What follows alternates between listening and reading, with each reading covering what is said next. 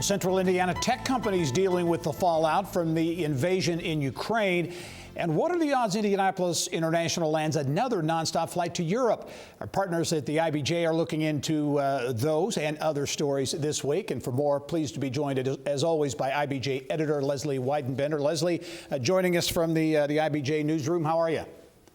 I'm doing great, Gary. Thanks so much for having me. Good. Hey, you remember, we all remember Indianapolis had the nonstop flight to Paris that, I think was very popular. It went away. What are the chances we get that route, we get another nonstop to Paris back on the books at Indianapolis International? Well, airport officials say it's probably not going to happen this year because business travel just hasn't come back in the way that all the airlines and the travel industry generally were hoping.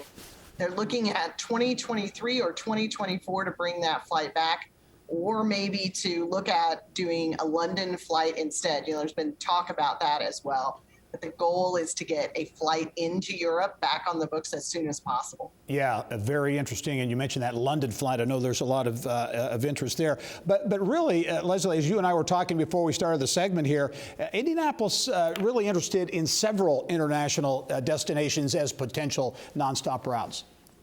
Yeah, we talked to former IEDC chairman director Jim Schelliger, and he told us that there have been discussions about Tel Aviv, about Tokyo, and about Germany. These are all places where a lot of Indiana companies are doing business. One of the interesting things the story talks about is the importance of how much cargo there is to ship and how big of a difference that can make in whether the city can land a flight. Yeah, very interesting. Okay, switching gears now to the invasion and the situation in Ukraine. That having an impact on some Indianapolis area tech companies. Yeah, I think a lot of people don't know that Ukraine is actually a place where lots of tech workers are located. In fact, we talked to Swan Solutions, which is based in Carmel, and that company has 150 of their workers in Ukraine in several locations.